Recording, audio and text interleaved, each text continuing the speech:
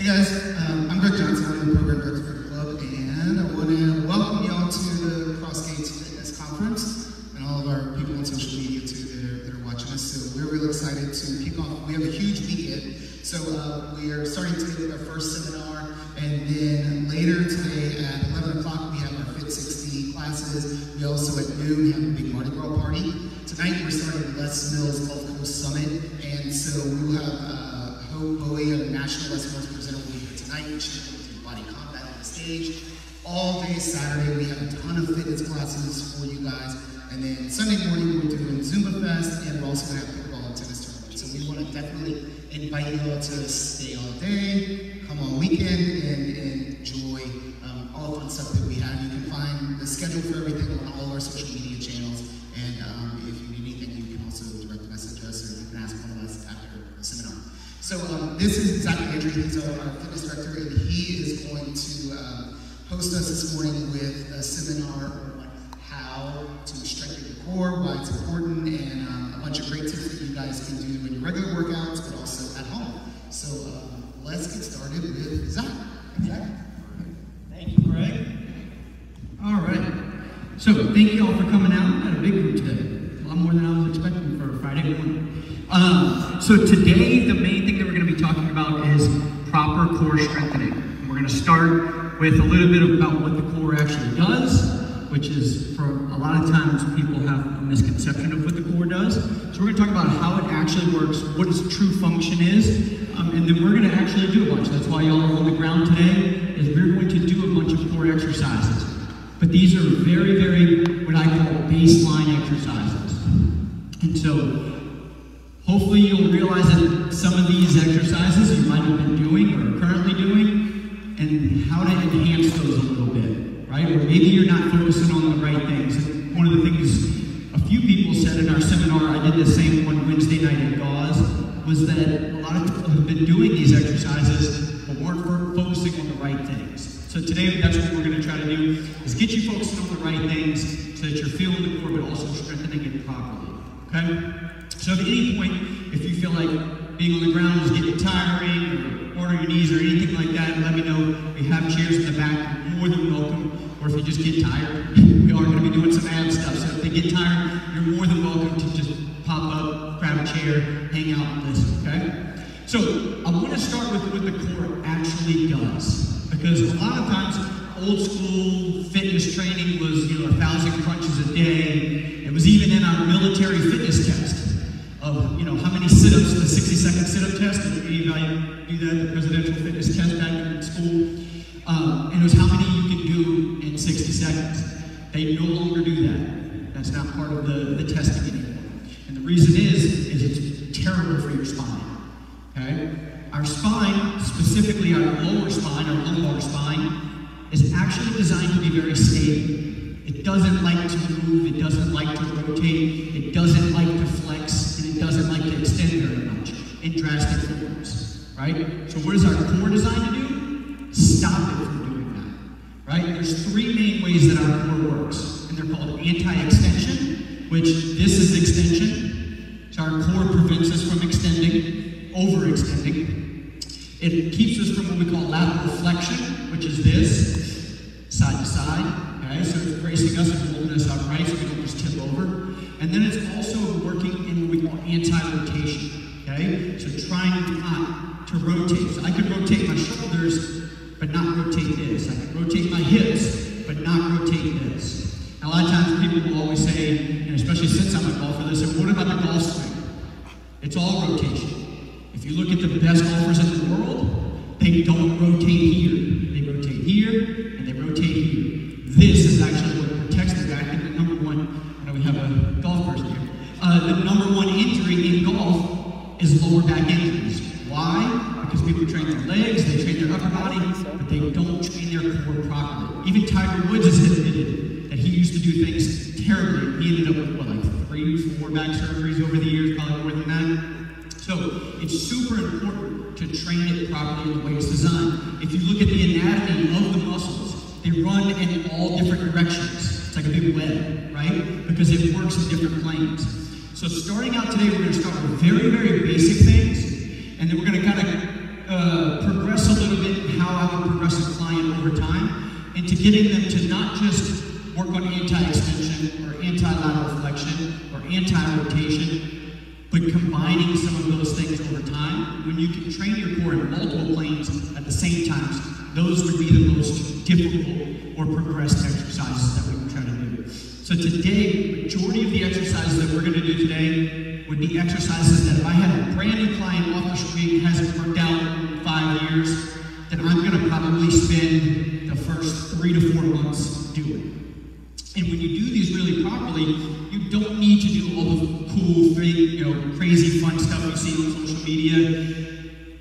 Yes, there's benefit to it, but you have to meet the basics first. You have a very good foundation before you start trying all those crazy things, okay? So, one of the biggest issues that I find when I'm starting to work with someone and teaching them core is being able to stabilize and move their pelvis, okay? So our pelvis, we have what we call anterior tilt, which is dumping, like I always say, imagine your pelvis as a bucket of water. We're going to try to dump the bucket full. And then we have the posterior tilt, which is dumping the butt backwards, or the hips back, right? Or if you're looking at a belt line, and it's doing this. Many people that have lower back pain lack the ability to rock their pelvis, one way or the other, okay? So the reason that's important in core is because the main thing we're trying to do is get our rib cage and our pelvis to sit neutral on top of each other. So imagine you have a bowl, like a bowl of cereal, right? You take the same size bowl and you flip it over and try to stack it on top. That's how we want our pelvis and our ribs to work. We want them to be stable. When you're in an anterior tilt, we're here, we're not stacked properly. When we're the opposite, we're not stacked properly, right? So we're trying to find neutral, okay? What most people today, you're gonna find that I'm gonna try to get you into more of a posterior tilt and more into flexion, because remember I told you the core works in anti-extension, so it's trying not to do this. And so we always try to train the core in the opposite direction as much as we can, so that when you're relaxed and naturally you're standing here, you find neutral. So if I have a tendency to be here, and I train my core to be here, I'm probably gonna end up, when I'm not thinking about it, somewhere in the middle, which is what we want. And there's always different variables, there's always some people who are slightly different in that, but the majority of people, we're trying to get more into flexion, or more into posterior tilt with their pelvis, and less into that extension. If you think about deadlifts, right? Exercise that a lot of people get hurt. When you see someone doing this in their deadlift, and we should be here, we should have a light arch in our lower back, right? What happens when we see that person do this? Everyone kind of cringes, huh? Because we know that that's one of the main mechanisms of injury for someone, right? Or in a golf swing, your 5 lower spine bones, so your lumbar spine, 1, 2, 3, 4, 5, total, if you total up the rotation that they have amongst those joints, it's about 12 to 13 degrees. So that's literally just cracking the world. But what happens is if you lack mobility here in the hips, if you lack mobility here, then something's got to twist, right? Something's got to get you into that big golf swing. And typically it's your lower back, right? Or we see a lot of people doing Russian twist a lot of times in exercises. Not that it's a bad exercise, but it's really bad if you lack the strength to control that movement, right? So today we are going to start with breathing, because breathing, how many of y'all have heard of diaphragmatic breathing before? Anybody? A few people? Usually your yogis are really good, or Pilates people are really good with those, right? So diaphragmatic breathing is about using your diaphragm properly. I want everyone to do something for me real quick. Take a really big deep breath in through your nose. How many of y'all felt this? Right? A lot of people. So we tend to be chest breathers. That's what a lot of people do. One of the things, or reasons, is because we sit a lot. So if we're sitting, we're kind of already scrunching up all of our guts and everything that's inside of us, right? So it makes it really hard, because our diaphragm, if you don't know, sits like a parachute, right at the base of our ribs, okay? When we inhale, take a breath in, that parachute goes down, it pulls air into our lungs. When we exhale, that parachute rises and pushes the air out. So that's your breathing pump, right? If you've ever seen like the pumps that they have, looks like an accordion, and you sit there and like pump up your air mattress or your tire, the old one with the foot, it's the same thing, right? So it's should be doing this. Unfortunately, breathing dysfunctions is probably one of the top things that most people have, is breathing dysfunction, which causes all kinds of issues. But specifically what we're talking about today is your ability to engage your core. Okay? When your parachute or your diaphragm goes down, it creates and builds up pressure in your stomach, which your abs have to brace. When your abs brace, your lower back and your spine become more stable and restricted, which is what we want. We want lack of movement in that area, right? So, what we're going to do first is some diaphragmatic breathing, okay? And we're going to do this the easiest way. Just watch me for now, and then I'm going to have you do it. And what I want you to do is you're going to go on your back, knees bent up, and you're going to place your hands on your stomach, okay? When you inhale, I want to inhale through your nose, and you should feel your hands rise to the ceiling, okay? When you exhale, you should feel those hands fall, and you should feel your rib cage kind of go down, okay? If you're struggling to do that or feel that, you can also go hand on your chest, because a lot of y'all, the first thing you're going to do is breathe that way. You can go hand on your chest and hand on your stomach. Try not to feel the hand on your chest rise and the one on the stomach rise. So,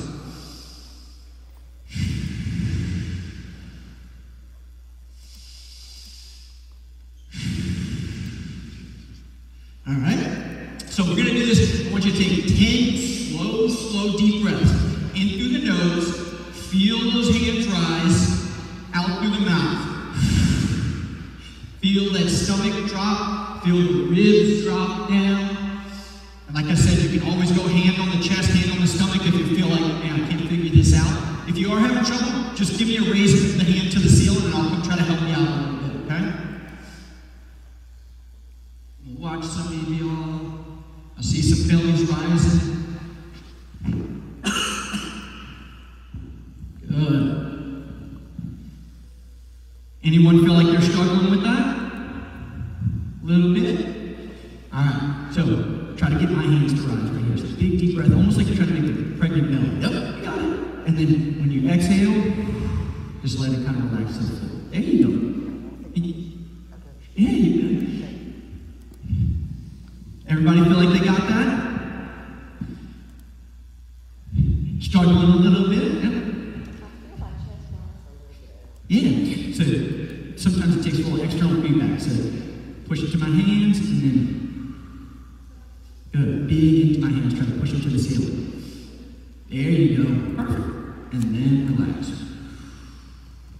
Yeah, you got it. So at the end of your exhale, if you were really good at breathing and taking very big, deep breaths, you are going to have your chest rise, but it's at the very end of that inhale. So you should feel it build into your stomach first, and then maybe at the tail end of that inhale, you'll feel your chest come up just a little bit, and that's okay. It's just your lungs expanding, right? People that have kind of restricted breathing, if you're kind of a heavy panter, stressful breathing, sometimes your chest won't rise, and we're trying to work on getting your ribs to open up. So it just depends. But right now we're focusing on that gut area, okay? So good, go ahead and sit up for me. The next thing we're gonna do is we're gonna get your pelvis moving from this position. So when we progress people in exercises, especially core work, we always start what we call supine, which is face up. Then we kind of flip you over, and then we go into different positions, whether it's quadruped, or just like a plank push-up type position, and then we go into kneeling positions, and then to standing positions, and single leg positions. So as we exercise, if things are on the ground, they're typically easier because it gives you feedback, right? So gravity was working to help you on that, because it keeps you kind of flat to the ground. And then the next exercise we're going to do after this one, we're going to flip you over, and gravity's actually going to work against us, okay? So the next thing we need to do before we go any further is teach you how to move that pelvis, okay? So what we're going to do, we're going to start with the easiest version first, and I want your heels kind of close to your butt. It's going to make it a little bit easier. And I want you to basically create a gap between the ground and your lower back. So you're just kind of arching up, like you're trying to fit your hand underneath your lower back. And then I want you to press that lower back flat to the ground as far as you can. And then arch it up, and then press it down. So go ahead and do that for me, and just kind of work really slow through that. So arch it up, and you're going to keep your tailbone on the ground where your butt But you should, after you do a few of these, I want you to really take note of what your pelvis is doing. Do you feel your tailbone rolling up underneath you when you press your lower back flat? Do you feel that bucket dump forward as you arch your back up away from the ground? Everyone feeling that? Again, if you're having trouble, just raise your hand up to the ceiling.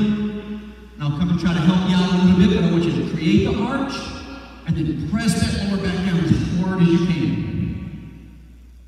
Arch it up, good, and then press it down. Everyone kind of take a note. Maybe you might even feel your glutes turning on. Feeling those butt cheeks start to work a little bit. Good, everyone feel like they got that? Everyone looks pretty good with it. All right, so go ahead and sit up. So the next thing we're gonna do is we're gonna do our first, I guess, ab exercise. So has everyone done a dead bug before? Or heard that exercise, dead bug? All right, so you're gonna be in the same position. Our main focus here is anti-extension.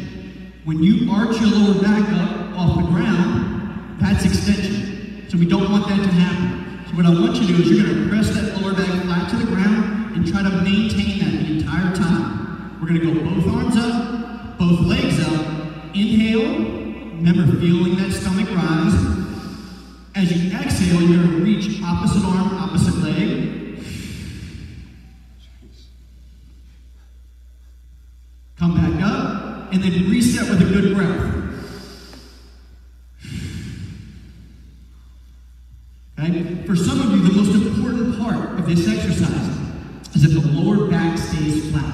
So if you're going through this exercise and you get to here and your back wants to do this, that's okay. That's just where you stop for now. That's where your core can control your spine safely. So then you just come back.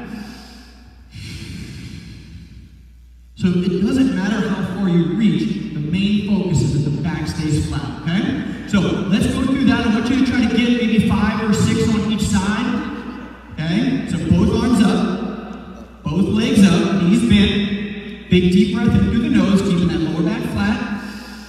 Exhale, reach that opposite arm, opposite leg, and drive that lower back into the ground as hard as you can. Good. I actually want to hear y'all breathing, by the way. I want to hear some strong inhales, strong exhales. There we go. Big deep breath in. Feeling those abs working? If your lower back is flat, you should be engaged. You might even feel yourself tremble a little bit. A lot of times I'll tell my clients, if you're not trembling, you're not trying.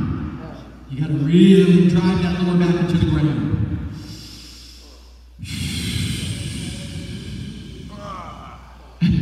Here's some groans, that's usually a good sign. All right, good, go ahead and relax. Does everyone feel like they had a good feeling there? Felt the abs working? Anybody struggle with that one? Just a little bit maybe? All right, so good, so go ahead and sit up. So this would be a day 1 type exercise, okay? If I have someone who masters that fairly quickly, then I might go to the next step, okay? If you struggle with that, we might stay here for 2, 3, 4 weeks sometimes, okay? Because it's so important that if you can't do it here, the next exercise that we're about to do in the next position is just going to get worse and worse. So a lot of times what happens is someone can't do this properly, but then they go do the fun, crazy stuff where they start flipping over and doing other things, and then wonder why after a few weeks they're starting to get some aches and pains, right? So we want to make sure that we are mastering the basics. So we're going to go through kind of what I call phase 1, phase 2, a little into phase 3. We'll introduce a little bit of that today. But this would be the most basic way to train your core. If you've ever gone to physical therapy for back pain, they probably had you doing something very similar to this, right? So the next thing we're going to do, like I said, now we're going to go from supine to what we call prone, which is flipping over. And so again, just watch me first, okay? And then I'm going to have you do it. The part that we're going to work on first is that pelvic tilt. Because now that we've flipped over, being able to control your pelvis is going to get just a little bit more difficult because gravity is working against us, okay? So here's what we're going to do. You're going to go hands and knees, hands under the shoulders, knees under the hips. And what I want you to do is, how many of y'all have done cat-cow, cat-camel, any of those? Okay. One of the main things that I see where people do this a little bit wrong, and then also how we're going to do this just a little bit different than that today, is a lot of times we see people make that motion with just the upper back. Notice that this really still even has a little bit of an arch to it, right? So they're not moving through their whole spine. So what I want you to focus on today is not moving your upper back at all. And we're going to arch, which is dumping that bucket forward. And then we're going to tuck it. But notice that I'm not moving my upper back. We're very, very little. Okay? So that's what we're going to do. So everybody flip over. Go head towards me, okay? Hands and knees, hands under the shoulders, knees under the hips. And I want you to start by arching your lower back down to the floor. So the stomach should go towards the floor. Good. And then I want you to tuck just your tailbone. Just keep going. Good. And then kind of shift your weight a little forward. That's going to make it just a little bit easier. Good. So arching that lower back down to the floor as much as you can. And then tucking just the tailbone underneath. So good. Awesome. Perfect. So arch this down. Good. And then press it into my hands as hard as you can. Tuck, tuck, tuck. Keep going, keep going. Go a little bit more if you can. Keep going, keep going. There you go. Stay. Watch. Good. Open her. There you go. Perfect. Good. How about, is everyone feeling like you got a good grasp of that? It actually looked pretty good to you. Just a little bit. Perfect. And then I want you to arch down just a little bit. Bring those knees forward. It's going to make, there you go. Just a little bit. It's going to make it a little easier. Arch it, and then you tuck just this. Go back down. Now don't move this hand. Just this one. There you go. That's a little bit better. So just this one. There, even better. Awesome. Feel the difference there? Yeah. So arch it down. Good. Don't move this hand. Only press into this one. So straighten those arms out for me. Good. I want you to arch, press towards my hand right here. Towards the floor. Good. And then I want you to tuck under. There you go.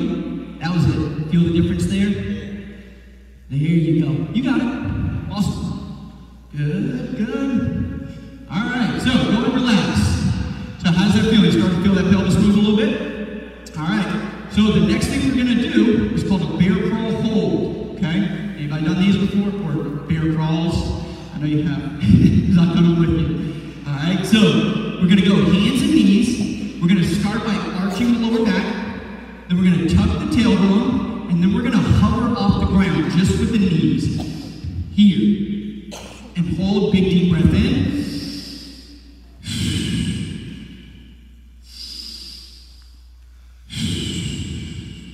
Okay?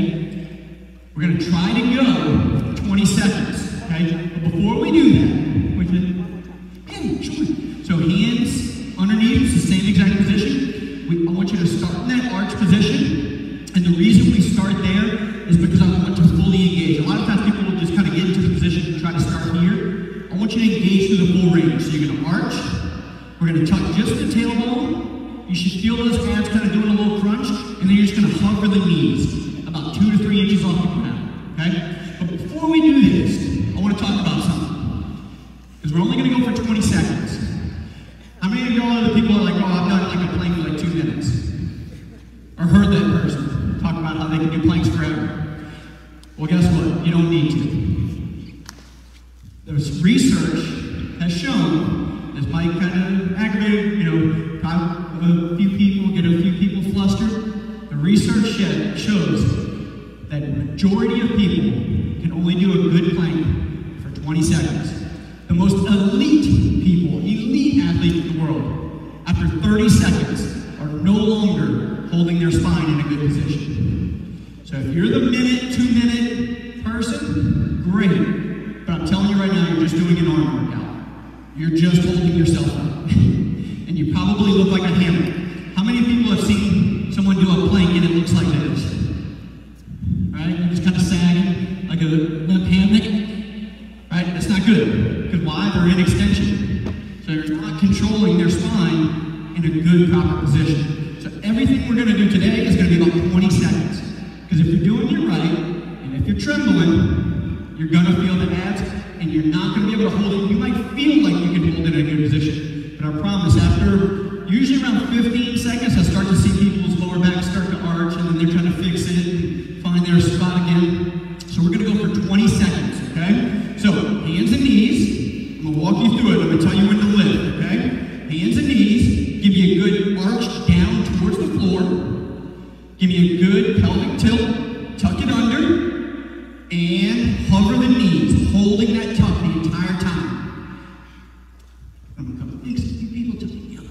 you go. Good. Get even a little more drastic. There you go. Remember, we want to almost slightly exaggerate this position. Right? Slightly exaggerate. The other way. There. So come down for a second. Good. Now push with my hand. Up with the tailbone. So push up. Other way. There you go. Keep going. Keep going. Keep going. Okay. Difficult, huh? There you go. And lift. Good. Go ahead and relax. So I was right at 30 actually.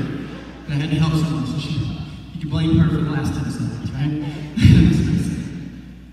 So you can see it gets very difficult over time. It's harder to control the spine when you're focusing on the right things.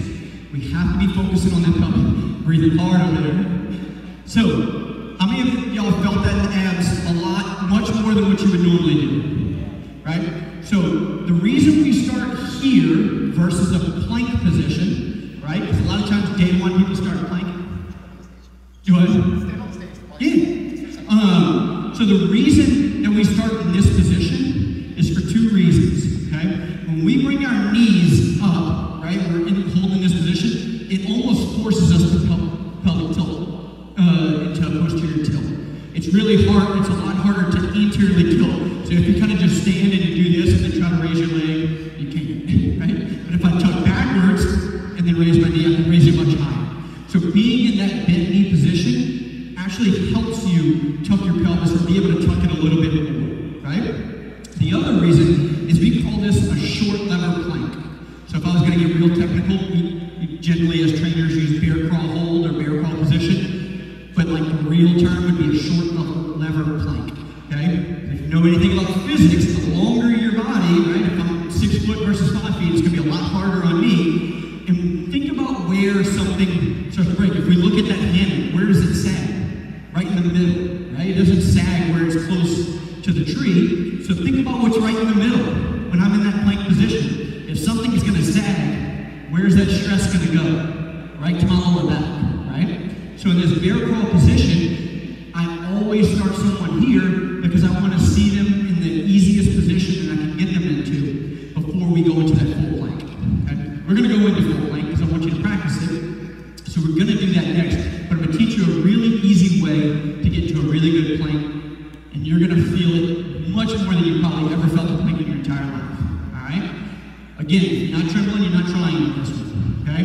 So, another thing I always like to tell people or talk about real quick before I get going is your hips. You're probably going to feel like your hips are too high. Most people feel like when I have them get them into this position that they're doing this.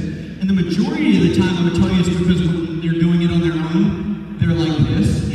So when I get them here into neutral, they just have that sensation that their butt is up to the ceiling. Okay, so if you feel that, it's okay. If it's too high, I'll come tell you. But I want you to feel like it's a little too high. All right? So here's how you're going to get into the perfect plank position. We're going to go on the forearms, palms are down. We're not praying for it to be over. Okay? Palms are down. We're going to start in a bent knee position with our elbows under our shoulders, knees under our hips. Okay, we're going to tuck under. We're going to shoot the feet back. Heels are going to squeeze together. I'm going to squeeze my butt really tight, and I'm going to pull my elbows towards my feet as hard as I can. You can see even I'm trembling as hard as I can. But notice that when I did that I didn't pull my body forward, right? I was doing just an isometric hold. Okay, so it's feet together. You're going to hear me say this a million times in a second. Squeeze the heels, squeeze the butt, pull the elbows. So again, real quick, elbows under the shoulders, knees under the hips. I'm going to tuck, reach the feet back, squeeze my heels, squeeze my butt, pull my elbows towards my toes as far as I can. All right? And we're going to try to go for 20 seconds. Ready? And go. A little bit right there. Squeeze the heels, squeeze the butt. Squeeze, squeeze, squeeze. Good. Pull those elbows as hard as you can. Pull, pull, pull, pull, pull. Good. Down just a hair, down just a hair. A little bit more right there. And relax. All right? So, I saw a few of y'all start in a good position. And then, as time went on, that lower back started to arch just a little bit. Okay? So, we're going to do it again. And I want you to focus on when you start to get tired. Remember, also, don't forget your breathing. I saw some red faces. Look like you were holding your breath a little bit. So remember that one thing that you're going to start to do wrong when you get tired is this. right? So kind of consciously every 5 seconds or so, think about tucking it under, okay? Squeeze the heels, squeeze the butt, pull the elbows. All right, I'm going to clock you. We're actually going to go for 30 seconds, just so y'all can see what it's like, okay? You'll probably never want to do a 30-second plank again. Ready? And go. Tuck it under, tuck it up, right there, there you go.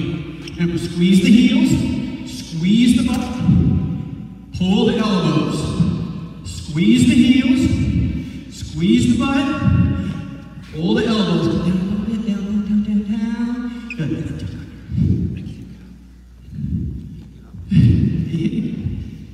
5 more seconds. Oh, I got you. And done. It's a long 30 seconds. Very long 30 seconds. How many of y'all have felt planks, or did that feel different than planks you've done in the past? Yeah. So the reason, let me talk about why I want you to squeeze the heels, squeeze the butt, pull the elbows, okay? Because we're trying to create tension from head to toe, the entire body. When we squeeze our heels together, it gets our adductors and our groin turned on, you get your pelvic floor stabilizers turned on. When we tuck our hips and squeeze our butt, it locks our pelvis into a neutral position and it engages our glutes. I tell everybody, glutes are king, abs are queen. If you want to be functional and strong, you better have really strong glutes and really strong core. Because your glutes is where most of your lower body strength and power comes from, and your core is what transfers that power and strength to your upper body, right? Also, of course, like we've been talking about, protects your core.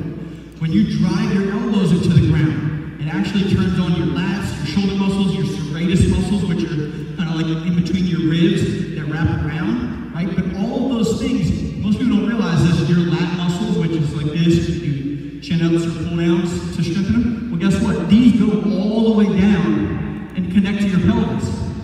So when I engage my lats, I'm actually locking my pelvis in as well at the same time. So we're trying to get muscle groups across multiple joints to work together.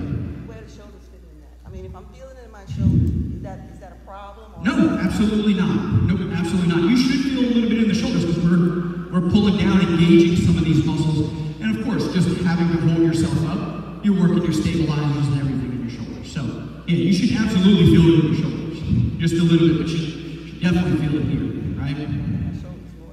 More than anything. And so that just could be, so that's a good point. So she said that she felt it more in her shoulders than anything. It could just be working on upper body strength, right? That it's not a position that you've been in very often that you could work on, maybe even get into more.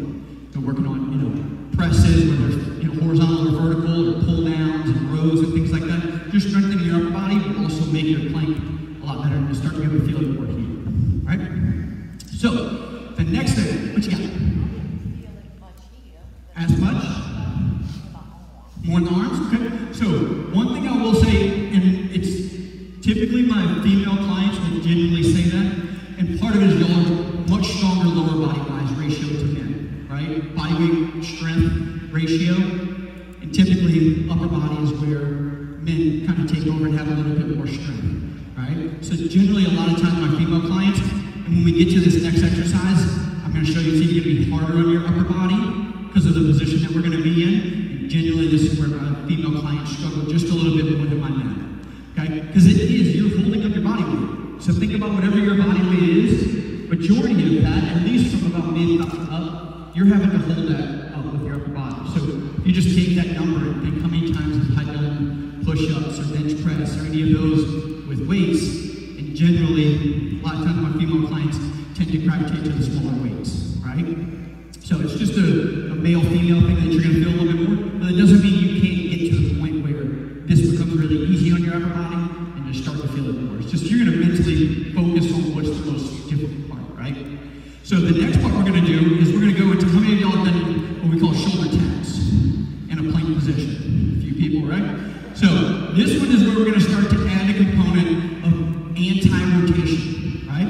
Because when I'm in a push-up position, I'm pretty solid and good, I'm stable. As soon as I pick up either one arm or one leg, now I'm having to balance, right? Not tip over, okay? So the reason this is harder on your upper body, like I was saying, is because we're now heavier, with more joints involved, we're having to hold ourselves up. But the hard part is going to be the entire rotation. And with this, the entire goal of this is two things. Just like we did in our planks, we don't want to extend, and then we don't want our hips to rotate. So I'm going to show you the bad version first, because it's what I see most of the time. And then I'm going to show you what I want you to do, okay? So for this one, it's going to be hands right underneath the shoulders. My feet are going to be back, okay? Again, still tucking the pelvis. The wider you put your feet, by the way, the easier it is. The more narrow, the harder it is. So we're going to go here, feet a little wider than shoulder width, tucking the hips, take an inhale, exhale, inhale, exhale. Okay? Notice what I'm not doing, which is the bad version. How many of y'all have seen this before with people, right? They're not stabilizing anything. That's when you're doing an arm workout. So, we're going to go push-up position. Feet are going to be wide. Think wider than your mat. Okay? I want your weight over your hands. This is where it's really difficult. Your hands should not be out in front of your forehead. So a lot of times I see this. You should be here, which is the hardest part. Okay? So, push-up position. Feet are wide. Good. Tucking the hips underneath. And now try to slowly tap that other shoulder as you exhale. Now I want you to imagine whatever beverage you like, wine, beer, water, Coke, doesn't matter. Imagine a glass of that sitting right on your lower back. Don't let that spill. Sonia, you look beautiful. Keep going right there. Down just a little. Good. Perfect. Zach, is on the knees an option? Yes, you can do this on the knees. So it's a great question, actually. Good, go ahead and relax. Are y'all feeling that right here?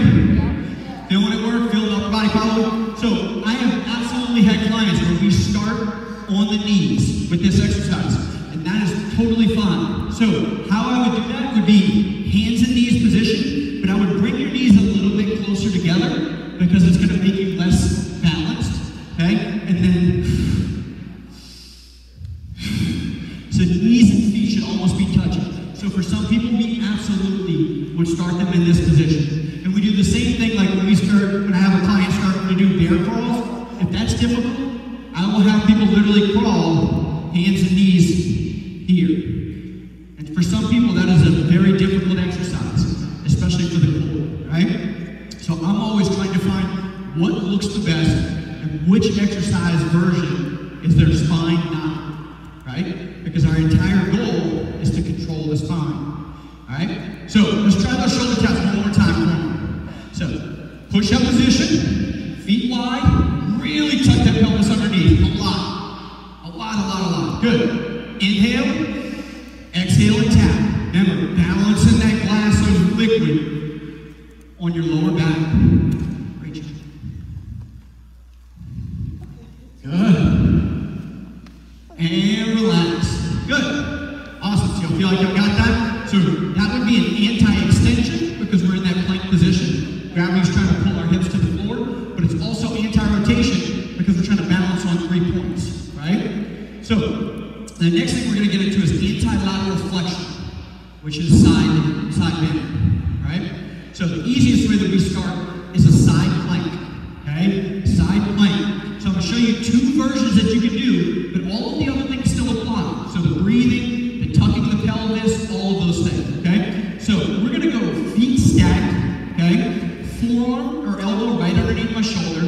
And what we're going to do is we're not going to lift our hips to the ceiling. We're going to push the ground away from us with this forearm to lift our body, okay?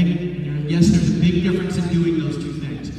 But if that's too difficult, stack your feet and then fold them back and go from the knees, okay? But it's the same thing is going to apply. I want you to tuck your pelvis as best you can and then inhale into your stomach. So I'm with one hand here.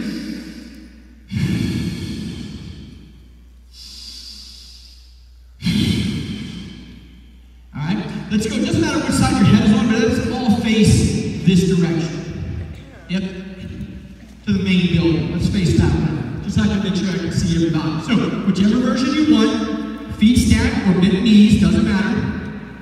And then we're going to push ourselves away from the ground with that forearm.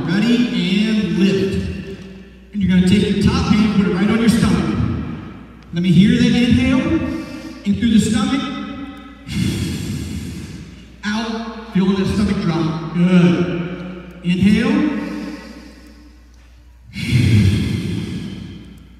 Good. One more. Awesome. Let's flip sides. Over here. Facing the other way now. Good. All right. So, same thing. Feet stacked or knees bent. Doesn't matter. Ready? And push yourself away. Hand on the stomach. Top hand on it. Inhale. Exhale.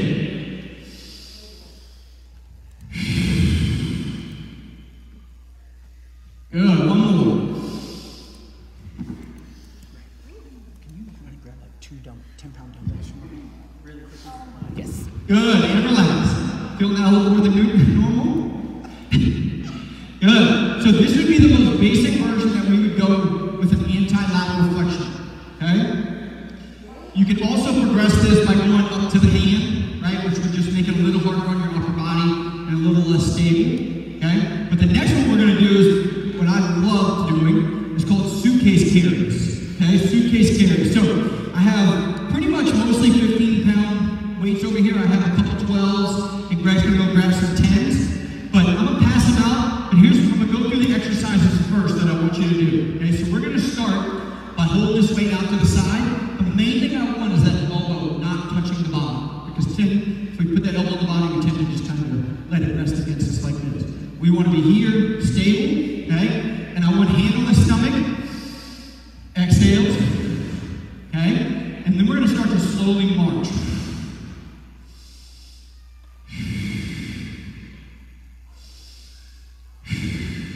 Okay? Every time I pick one leg up or the other, it's going to make me less balanced, so I have to stabilize it, but it's also turning on hip stabilizers. So the reason I love this exercise is it combines core stability with hip stability at the same time. Okay? So, who wants 10 pounds? Is that good for you? Perfect. If someone wants to come grab a 15 or 12, whatever you want, here's a 12. Anybody want a 12? Want to try that?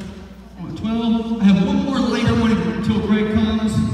Yeah, absolutely. Grab a 15. There you go. Good. That work? Yeah, Greg's got some weight right here. Perfect. Greg's awesome. Save the day. A little bit. Just a little bit. Yep, just a little bit. Yep, if you run a really light weight, you're more than welcome to. There's 15s there. He's got some 10s. Grab a weight. Grab a weight. Good. Here's a little bit lighter one if you need it. Oh. Yeah, look, just grab a light one if you need it. Yeah, there you go. Yeah, one, a lighter one just to feel it. Working, we're good. All right, grab a light one. Yeah, good. Oh, you did one? Okay, here, just grab something light, just to go through the motion. I know it's not much.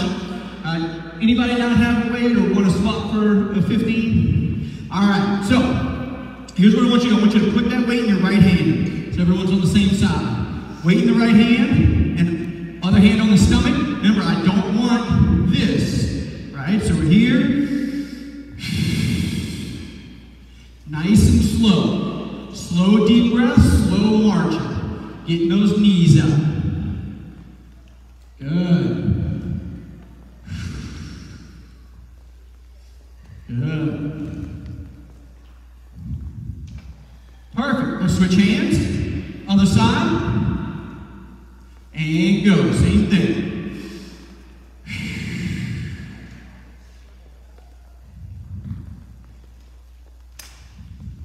Good. All right, now, so that's kind of just the most basic form is in place. Now we're going to do actual walks, okay? But it's like a sobriety test, okay? So I want you to imagine there's a line. If you have a line, you can walk it, okay? But what I want, again, elbow slightly away from the body, eyes up nice and tall, and I want you to get that knee up, and I want you to strike with your heel first, roll, arch to the toe, and then come up. So it's short steps, in line like you're doing a sobriety test, Nice and slow. So just kind of move to the side so you're not walking on the mat, or you can walk on the mat and make it harder. And then just take really slow walks, slow steps, feeling that heel touch first. Hey, keep going, you good. Making sure that heel touches first. I don't want you dipping that toe in the water. Okay, heel first. Making sure that elbow's not touching the body. Everyone feeling a little shaky, probably, just a little bit. Realizing your balance is maybe not as good as you thought. You're already aware, huh? Good, and then let's switch hands and go back. Switch hands and go back. Sometimes you'll find out that you're not as strong on one side as the other. Good. Getting that knee up nice and high. Heel touches first, and then you roll in that foot. Heel, arch, toe. Heel, arch, toe. Making sure that elbow's not touching your body.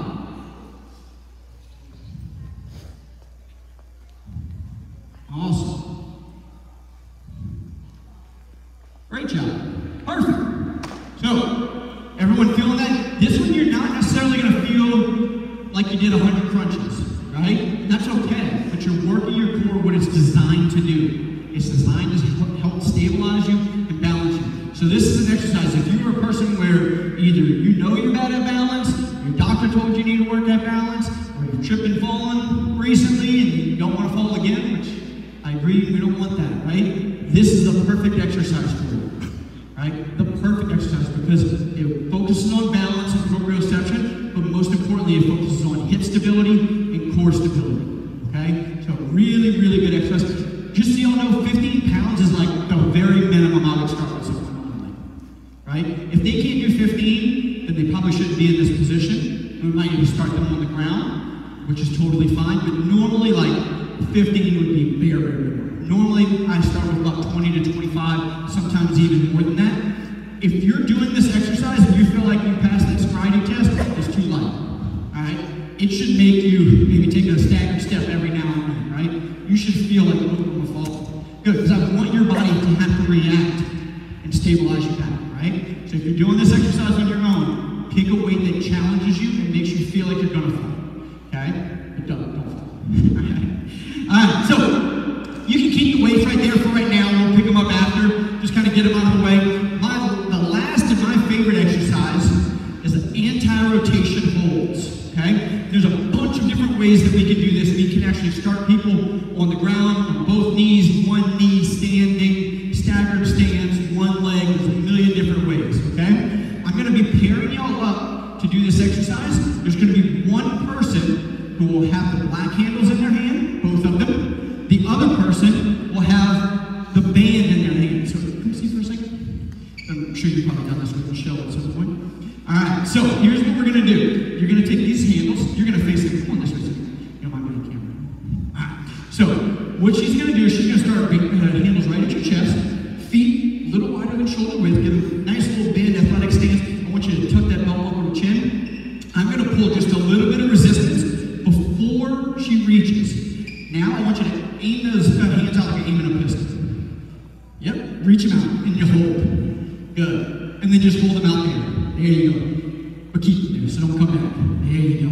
Perfect. And I can kind of see when I start to pull too much, I'm turning her. So she's having to fight this band from pulling her back to me. Please make sure you don't let the handles go. It's not personal, right? Are you feeling your obliques turn on a lot? Probably even your hips a little bit. Right? Really good. So we're going to do that version next, and then when we switch it, we're going to keep the same person. So the person that has the handles is going to do both ways first before you switch, okay? And then you're going to the other side. Remember, hands at the chest, pull my resistance, then let her go, okay? One of the most common mistakes I see people do is like say this is attached to a pole, is they just kind of grab it and then whip it in there. So they go like that, and then it usually jerks them, but also usually when they do that, they're like, is this it? Is this it? And I'm like, no. So I want you to get set, feel centered, feel stable, and then and try to hold it. All right? Don't let it pull you. So everybody take a band. I have the greens are a little bit lighter, but of course you can pull some more resistance. Here, guys, grab a red. There you go. Take a red one. There you go. Perfect. You only need one, so get your partner, grab one. I'll do green again. Up here. Good. Anybody else? Anybody else? I can be someone's partner if they need it. If we got an odd number, yeah, come on up, bud. Yeah, come on over here. All right, so what we're going to do is we're going to go 15 seconds, because just like planks, it's very hard for someone to hold this for more than 20, 30 seconds. We're going to go 15 seconds on each side. I'm going to tell you when to go. All right, and I'm going to tell you when to stop. So grab both handles and move. So kind of, yep. All right, so remember, if you are the one holding those black handles, I want your feet shoulder width apart. Get nice and wide, a little bit wider with those feet, a little bit wider. Right there you go. And then just a little mini squat, keep those knees bent. The other person, pull a little resistance, and aim that pistol. If you have the black handles, you're gonna find, there you go. If they can't hold it in front of them, and you have the resistance, make it a little easier on them, okay? If you're holding the black handles and it's too much resistance or not enough, let them know. Talk to them, say, hey, can you lighten that up? Give me a little bit more. And switch. So if you don't have the handles, you're gonna go to the other side. Stay facing that way. There you go. Now we're gonna work the opposite side. So if you have the black handles, you're gonna stay facing the same way. Yep. And the other person is gonna switch to the other side. Ready? Nice, good basis support. Pull that resistance and aim that pistol. Good. You can usually tell on their face if it's enough or not enough. Widen those feet out a little bit, bud. A little wider with the feet. There you go. Perfect. 3, 2, 1, and relax. How's everybody feeling this one? A lot? Good. You get to just hang out now. Thank you. All right, so switch hands or switch handles with the other person if they want to try it out. Ready? And go. Good. Aiming that pistol. Feeling that? Good. Remember those big deep breaths into the stomach? Come on, girl, get those hands out there. Get them reaching. There you go. Good. It is now done. Ready? Yeah, I told you, if you're doing core stuff right, you won't want to go any longer than what you have to. And go. Kind of working hard over here, huh? Yeah. Perfect. 3, 2, 1, and relax. Good. Awesome. So, again, you can put those bands just on the ground, all right? So, the thing I love about these is that you can use bands, you can use a cable column where you're pin loaded, right? But you can also do it from different positions. So, typically I would start someone on their knees here. We'd go to like a half kneeling position. Then we go to a standing position. Then we go to a staggered stand position. And then we go to a single leg position. There's a bunch of different ways that you can make this harder and harder and harder, right? So, I love this exercise because it really gets you to feel your obliques, which is very, very hard to do outside of tending to do exercises that are probably not safe for your back, like doing a bunch of twisting, right? So this is an anti-rotation hold, okay, is what we did today. So, yep. That's fine. Yep, because your obliques run all the way through. Yeah, so it doesn't just stop here, but they wrap you around like a corset. So, yeah, depending on where you felt it, it's fine, but they wrap all the way around. So if you're holding that band and resisting, you're getting that anti-rotation feel. So, that is all of what I would call baseline basic core training, right? If you do those exercises, and you can vary them up and pick 1 or 2 of those and do those 2 to 3 times a week, right?